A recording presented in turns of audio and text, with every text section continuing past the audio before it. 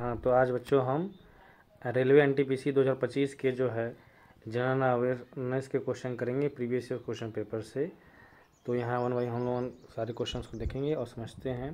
तो पहला यहाँ पे क्वेश्चन है कि आवर्त हाइड्रोजन आवर्त साड़ी के किन दो समूहों के गुणों से मेल खाता है। ठीक है, इसके जो ऑप्शन है समूह 2 और समूह 17, या फिर समूह 1 और समूह 3, या फिर समूह 1 और समूह 17, फिर या समूह 2 और समूह 4। तो आपको यहाँ पे बताने हैं कि जो है हाइड्रोजन आवर्त साड़ी के किस ग्रुप से मेल खाता है, किन दो समूह ग्रुप से। तो इसका सही जवाब हो जाएगा आप लोगों का कि जो है समूह 1 और समूह 17 इन दो। हमारा अगला क्वेश्चन है कि निम्नलिखित में से कौन सी तांबा और जस्ता की मिश्र धातु है।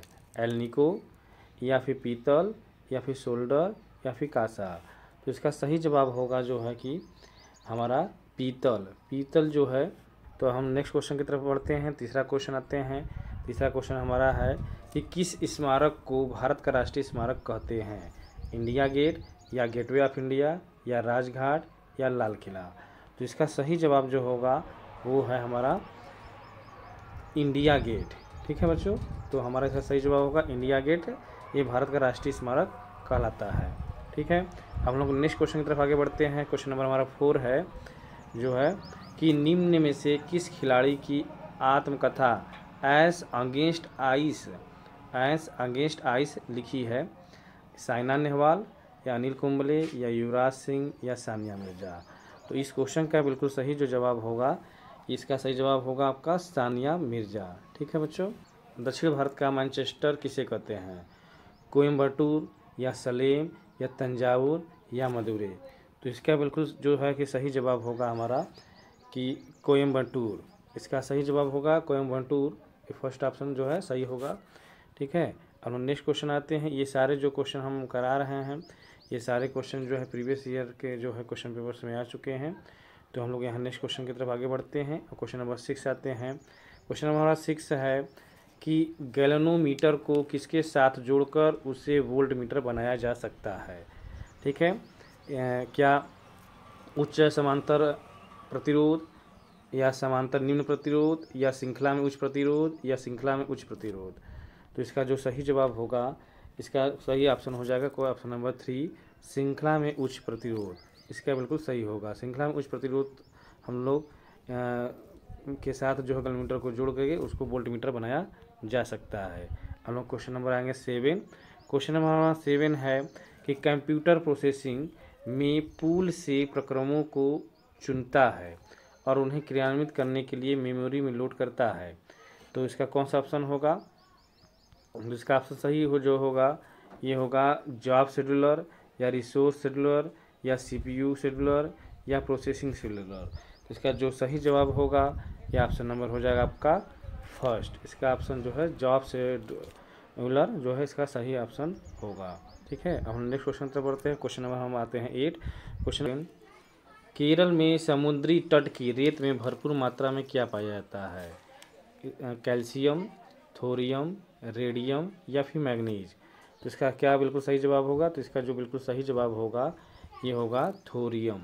ठीक है बच्चों, थोरियम जो है कि इसका सही जवाब होगा केरल में समुद्री तट की रेत में भरपूर मात्रा पाई जाती है थोरियम की। अब कि हिमालय पर्वत किस प्रकार के पर्वत का उदाहरण है। इसके ऑप्शंस हैं परतदार पर्वत, या ब्लॉक पर्वत, या प्राचीन पर्वत, या अवशिष्ट पर्वत। इसमें से बिल्कुल सही जो ऑप्शन होगा, इसका सही जो ऑप्शन होगा ये होगा परतदार पर्वत। परतदार पर्वत जो है हिमालय पर्वत है। ठीक है, नेक्स्ट क्वेश्चन हम लोग आगे बढ़ेंगे। Question number 10। क्वेश्चन नंबर हमारा 10 है कि भारत में सबसे बड़ी सिंचाई नहर है। इसके जो ऑप्शंस हैं, इसके ऑप्शंस है यमुना नहर, या इंदिरा गांधी नहर, या सिरहिंद नहर, या अपर बाड़ी देवाब नहर। तो इसका जो सही जवाब होगा, इसका सही जवाब होगा इंदिरा गांधी नहर। इंदिरा गांधी नहर भारत की सबसे बड़ी सिंचाई नहर है। आप लोग सभी लोग याद रखेंगे। ठीक है, तो हम नेक्स्ट क्वेश्चन आते हैं। नेक्स्ट क्वेश्चन हमारा है 11। क्वेश्चन नंबर 11 कह रहा है कि सूर्यास्त के बाद भी पृथ्वी की सतह के निकट वायु किस कारण ऊष्मा प्राप्त करती रहती है। इसके ऑप्शन है सूर्यातपन, या फिर स्थलीय विकिरण, या फिर चालन, या फिर संवहन। ठीक है, तो आप लोग इसका सही आंसर बताएंगे।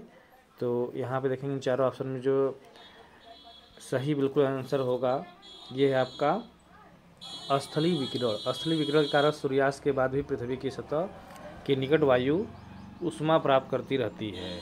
ठीक है, हम लोग नेक्स्ट क्वेश्चन पे आएंगे, क्वेश्चन नंबर 12। क्वेश्चन नंबर 12 है कि उन भू आकृतियों को क्या कहते हैं जो पृथ्वी में विभ्रंश के कारण बनती हैं तथा जिनके कारण एक सतह दूसरी सतह से नीचे चली जाती है। ठीक है, तो इसके जो ऑप्शन दिए हैं क्वेश्चन में, विभ्रंश घाटी, यू आकार की घाटी, भी आकार की घाटी, या निलंबी घाटी। तो इसका बिल्कुल जो सही आंसर होगा, ठीक है, इसका होगा सही आंसर विभ्रंश घाटी। विभ्रंश घाटी बोलते हैं उन भू आकृतियों को जो पृथ्वी में विभ्रंश के कारण बनती हैं तथा जिनके कारण एक सतह दूसरी सतह के नीचे चली जाती है। ठीक है बच्चों, तो हम लोग क्वेश्चन नंबर आते हैं 13। क्वेश्चन नंबर हमारा 13 है, बोल रहा है कि मानव शरीर में सबसे बड़ी धमनी कौन सी है। और ऑप्शन दे रखे हैं कि महाधमनी, केशिका, वेना केवा, या फुफ्फुस शिरा। ठीक है, तो आप लोग के हिसाब से कौन सा ऑप्शन सही होगा, आप लोग जो है जस्ट से कमेंट करेंगे। और जो सही आंसर होगा बिल्कुल ये होगा महाधमनी। मानव शरीर में सबसे बड़ी धमनी कौन सी होती है, महाधमनी होती है। ठीक है, हम लोग नेक्स्ट क्वेश्चन आते हैं, क्वेश्चन नंबर 14। क्वेश्चन नंबर 14 है कि प्लेटीहेल्मिंथेस में पाई जाने वाली एक विशेष उत्सर्जी कोशिका कौन सी है जो किडनी की तरह काम करती है तथा निस्यंदन के माध्यम से अपशिष्ट पदार्थ को हटाती है। और इसमें जो ऑप्शन दे रखे हैं वो ऑप्शन है वसा कोशिका, फ्लेम कोशिका, स्टेम कोशिका, या स्पंज कोशिका। ठीक है, तो इस क्वेश्चन का बिल्कुल जो सही जवाब होगा ये होगा फ्लेम कोशिका। ठीक है, नेक्स्ट क्वेश्चन है ट्राइनाइट्रोटॉलुइन का प्रयोग कहाँ किया जाता है। और इसमें जो ऑप्शन दे रखे हैं, ऑप्शन है धातु को गलाने के लिए, दो धातुओं के संगलन के लिए, अपघर्षण के रूप में, या विस्फोटक के रूप में। तो हम लोग जो है बहुत पहले से पढ़ते होंगे, आप लोग जानते होंगे जैसा कि जो है डाइनाइट्रोटॉलुइन का यूज हम लोग कहाँ करते हैं, तो डाइनाइट्रोटॉलुइन का यूज हम लोग करते हैं विस्फोटक के रूप में। नेक्स्ट है क्वेश्चन हमारा क्वेश्चन नंबर 16। क्वेश्चन नंबर 16 है कि कटौती प्रस्ताव में जब मांग की राशि 100 रुपये कम कर दी जाती है तो उसे क्या कहते हैं। और ऑप्शन इसमें जो है नीतिगत कटौती की अस्वीकृति, या मितव्ययी कटौती, या लेखानुदान, या फिर सांकेतिक कटौती। तो इसके सही जो जवाब होगा, इसका सही जवाब होगा सांकेतिक कटौती। नेक्स्ट क्वेश्चन आते हैं हम लोग क्वेश्चन नंबर 17। क्वेश्चन नंबर 17 में दिया है कि विश्व में एस्बेस्टॉस का अग्रणी उत्पादक देश कौन सा है। ऑस्ट्रेलिया है, या फिर रूस है, या फिर कनाडा है, या फिर आर्मेनिया है। और इस क्वेश्चन का बिल्कुल सही जो जवाब होगा वो होगा रूस। रूस विश्व में एस्बेस्टॉस का अग्रणी उत्पादक देश है। नेक्स्ट क्वेश्चन है बेटन कप निम्नलिखित में से किस खेल से संबंधित है। बेटन कप निम्न जो है कि खेल से संबंधित है। और इसमें जो ऑप्शन दे रहे हैं क्रिकेट से, या फिर हॉकी से, या फिर फुटबॉल से, या फिर वॉलीबॉल से। ठीक है, तो इसका जो सही जवाब होगा, इसका सही जवाब होगा आपका हॉकी जो है बेटन कप जो है हॉकी से रिलेटेड है या हॉकी से संबंधित है। नेक्स्ट क्वेश्चन की तरफ बढ़ते हैं। नेक्स्ट क्वेश्चन है यदि भारतीय रिजर्व बैंक नगद रिजर्व अनुपात कम करती है तो परिणाम क्या होगा। और ऑप्शन है ऋण सीजन बढ़ेगा, ऋण सीजन घटेगा, ऋण सीजन पर कोई प्रभाव नहीं पड़ेगा, या फिर ऋण सीजन पर कोई निश्चित प्रभाव नहीं पड़ेगा। और इसका जो सही जवाब होगा, सही आंसर होगा ये होगा कि ऋण सीजन बढ़ेगा। कब, यदि भारतीय रिजर्व बैंक नगद रिजर्व अनुपात कम करती है तो क्या होगा, ऋण सीजन बढ़ेगा।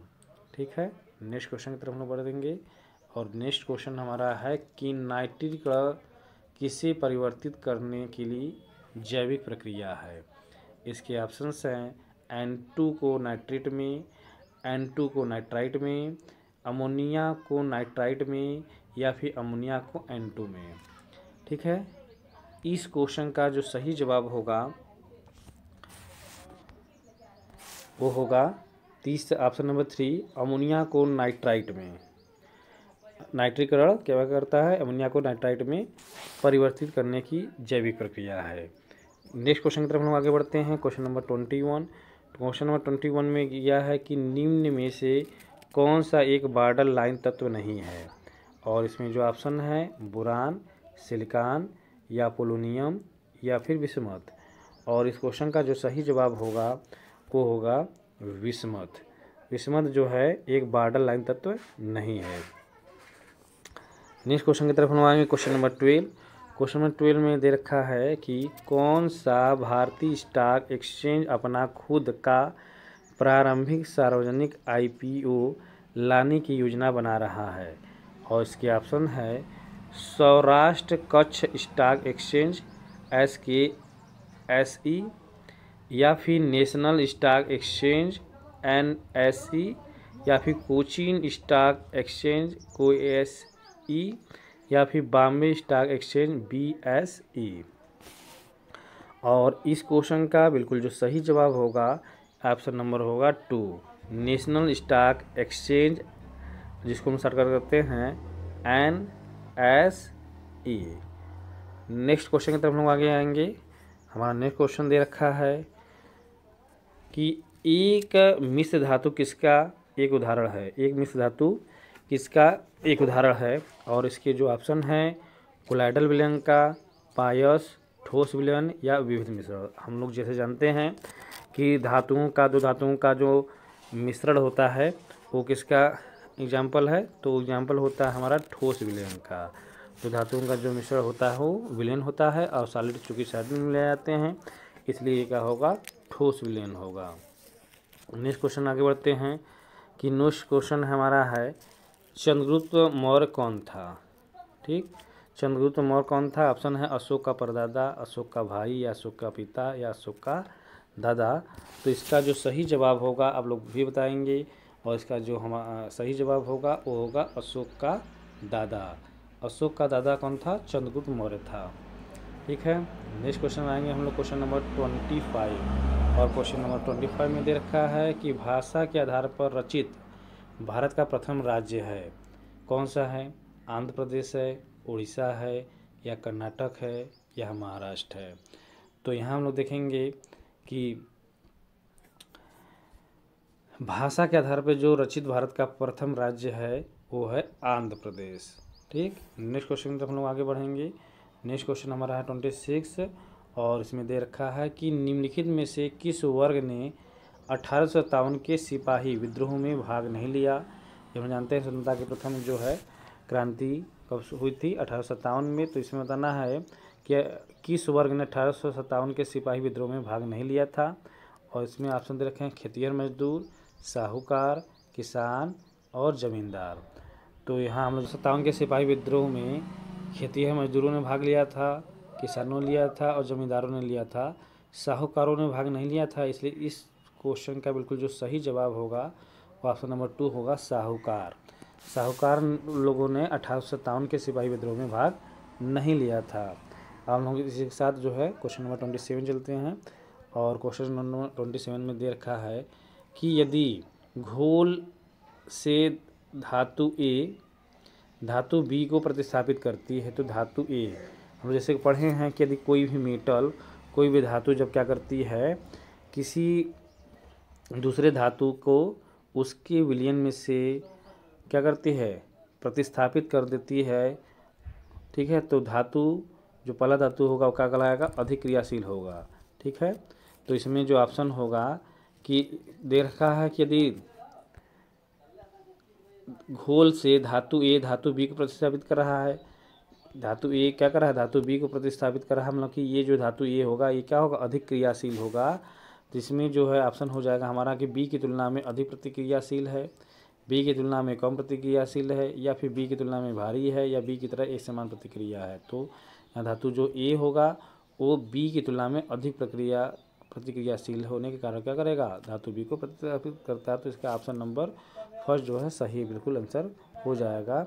और इसी के साथ हम लोग क्वेश्चन नंबर चलते हैं 28। क्वेश्चन नंबर 28 में दे रखा है हमारा कि निम्नलिखित में से कौन सा अम्ल है, और इसमें ऑप्शन है H2O, H2SO4, NaCl, Na2CO3।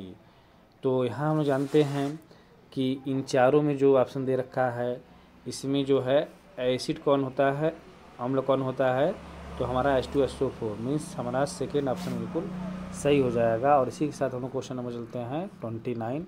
और क्वेश्चन नंबर 29 में दे रखा है कि अजंता और एलोरा की गुफाएं के पास अजंता और एलोरा की गुफाएं किसके पास हैं, और ऑप्शन है अजमेर या औरंगाबाद या पटना या जयपुर।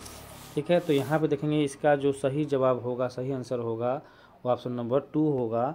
ठीक है, जिसमें दे रखा है औरंगाबाद। औरंगाबाद के पास ही अजंता और एलोरा की गुफाएं हैं। नेक्स्ट आते हैं, ये सारे क्वेश्चन जो है प्रीवियस ईयर क्वेश्चन पेपर में दिए गए हैं NTPC एग्जाम रेलवे के। ठीक है, अब हम आते हैं क्वेश्चन नंबर 30। और क्वेश्चन नंबर 30 में दे रखा है कि भारत में दिवाला और शोधन अक्षमता संहिता 2016 के अनुसार कंपनियों को दिवाला समाधान की प्रक्रिया कितने दिनों में पूरी करनी होगी, और इसके ऑप्शन है 180 दिन या 150 दिन या 170 दिन या 120 दिन। और इस क्वेश्चन का बिल्कुल जो सही जवाब होगा हम लोग जानते हैं क्या होगा, 180 दिन। तो ऑप्शन नंबर 1 सही हो जाएगा। और इसी के साथ हम लोग चलते हैं next question, question number 31। Question number 31 में दे रखा है कि भारत का अमर राष्ट्रीय गीत वंदे मातरम को ने लिखा है, मतलब कि किसने लिखा है, भारत का अमर राष्ट्रीय गीत जो है वंदे मातरम को किसने लिखा है। और ऑप्शन में दे रखे हैं रविन्द्रनाथ टैगोर, शरत चंद्र चट्टोपाध्याय या बंकिम चंद्र चटर्जी या सुरेंद्रनाथ बंदोपाध्याय। तो इस क्वेश्चन का बिल्कुल जो सही जवाब होगा वो होगा ऑप्शन नंबर हमारा 3 हो जाएगा, बंकिम चंद्र चटर्जी। रविन्द्रनाथ टैगोर जो है बांग्लादेश और जो है भारत का राष्ट्रीय राष्ट्रगान लिखे हैं, जनगण मंगल, और साथ में भारत के साथ साथ जो है उन्होंने जो है बांग्लादेश के भी लिखा है रविन्द्रनाथ टैगोर ने। और जो है वंदे मातरम जो राष्ट्रगीत हमारा है भारत का, उसको जो है बंकिम चंद्र चटर्जी ने लिखा है। तो इस क्वेश्चन का बिल्कुल सही जवाब जो हो जाएगा क्वेश्चन नंबर 3 हो जाएगा। और इसी के साथ हम चलते हैं क्वेश्चन नंबर 32। और क्वेश्चन नंबर 32 में दे रखा है कि यौन प्रजनन में माता पिता का योगदान होता है। ठीक है, तो यौन प्रजनन में माता पिता का योगदान कितना होता है, तो इसमें जो ऑप्शन दे रखे हैं दिया है अपने जीन का आधा हिस्सा, या अपने जीन का 3/4 हिस्सा, या सभी जीन के बराबर, या अपने जीन का 1/4 हिस्सा। तो इसका जो सही जवाब होगा ये होगा अपनी जीन का आधा हिस्सा, ऑप्शन नंबर मतलब 1 सही है।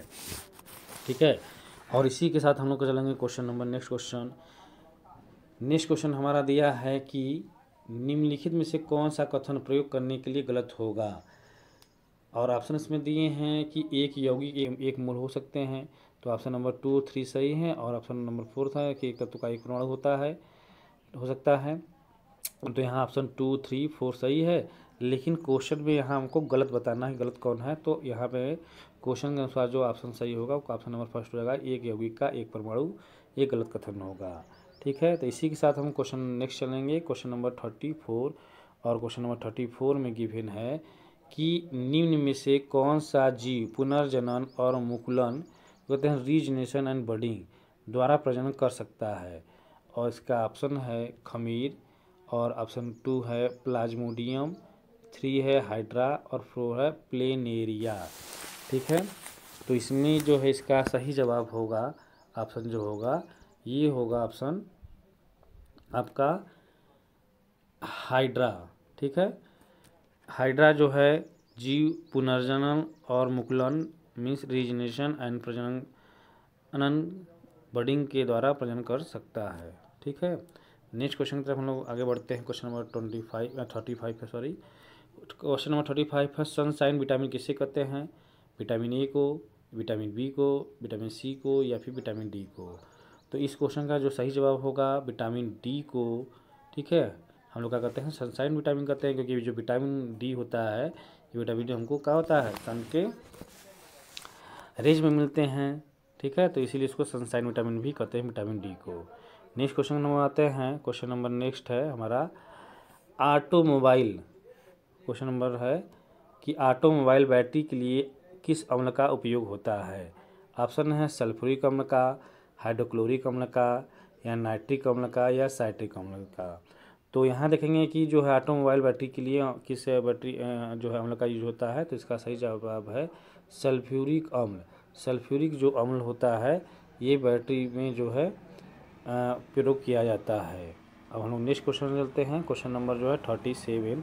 क्वेश्चन नंबर हमारा 37 है कि रघुपति राघव राजाराम किसने लिखा है? और उसमें ऑप्शन दे रखे हैं गांधी जी, या टैगोर जी ने, या अरविंद घोष ने, या विष्णु दिगंबर पलुस्कर ने। तो इस क्वेश्चन का जो सही जवाब होगा कि जो है रघुपति राघव राजाराम, जो ये गीत है, ये जो गाना है, इसको लिखा है हमारे विष्णु दिगंबर पलुस्कर ने, जो गांधी जी अक्सर गाया करते थे। और नेक्स्ट क्वेश्चन की तरफ हम लोग आगे बढ़ेंगे कि संक्रमण तत्व। नेक्स्ट क्वेश्चन हमारा है संक्रमण तत्व क्या होते हैं? ऑप्शन है वह तत्व जिनके दो सबसे बाहरी सेल अधूरे होते हैं, या फिर जो है वह तत्व जिनमें धातुओं और गैर धातुओं दोनों के गुण होते हैं। नेक्स्ट है ऑप्शन इनमें सबसे बाहरी सेल में 8 इलेक्ट्रॉन होते हैं, जिसको हम लोग क्या कहते हैं? अक्रिय तत्व कहते हैं। कुछ ऑप्शन नंबर 4 है वह तत्व जिनके 3 सबसे बाहरी सेल अधूरे होते हैं, तो ये एफ ब्लॉक के तत्व होते हैं। ठीक है, तो यहाँ देखेंगे कि संक्रमण तत्व किसे कहते हैं? इसका जो सही जवाब होगा कि वह तत्व जिसके 2 सबसे बाहरी सेल अधूरे होते हैं। ठीक है, और ये किस ब्लॉक के तत्व होते हैं? तो ये जो है डी ब्लॉक के तत्व होते हैं। ठीक है, जैसे आयरन है, कापर है, इन सभी के जो है डी ब्लॉक के तत्व को हम लोग संक्रमण तत्व कहते हैं। इनके बाहर के 2 सेल अधूरे होते हैं, मतलब खाली होते हैं, अपूर्ण होते हैं। तो हम लोग नेक्स्ट क्वेश्चन की तरफ बढ़ते हैं। और नेक्स्ट क्वेश्चन हमारा इसमें दिया कि भारत में नया पैसा का परिचय कराया गया था और 1964 में उसका पुनर्नामकरण किया गया था।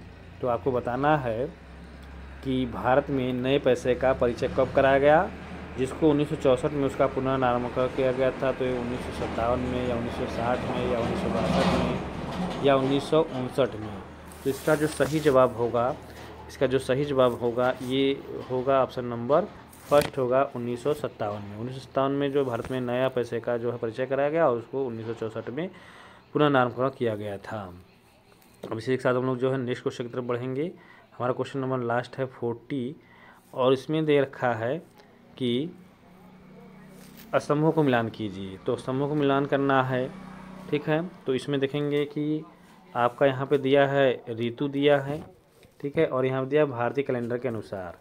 जैसे बसंत है, तो बसंत जो है कब होता है हमारा? तो ये बसंत होता है चैत्र वैशाख के समय होता है ये। और जो ग्रीष्म होता है, ग्रीष्म ऋतु होते हैं, ये होता है हमारा ज्येष्ठ आषाढ़ के टाइम। और जो वर्षा होते हैं ये सावन और भाद्र के टाइम होते हैं।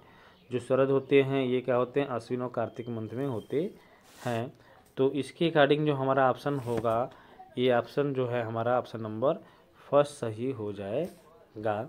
इसके ऑप्शन दिए हैं, जिसमें जो है इस क्वेश्चन के ऑप्शन मतलब अनुसार जो है ऑप्शन नंबर 1 सही हो जाएगा। ठीक है, बसंत कब होगा? चैत्र वैशाख में। ग्रीष्म कब होगा? ज्येष्ठ आषाढ़ में। वर्षा कब होगा? सावन भाद्र में। और शरद कब होता है? अश्विन कार्तिक में। तो यहाँ देखेंगे हमारा ये जो 40 क्वेश्चन का सेट था, जो हमने प्रीवियस ईयर से लिए थे RRB NTPC रेलवे एग्ज़ाम से।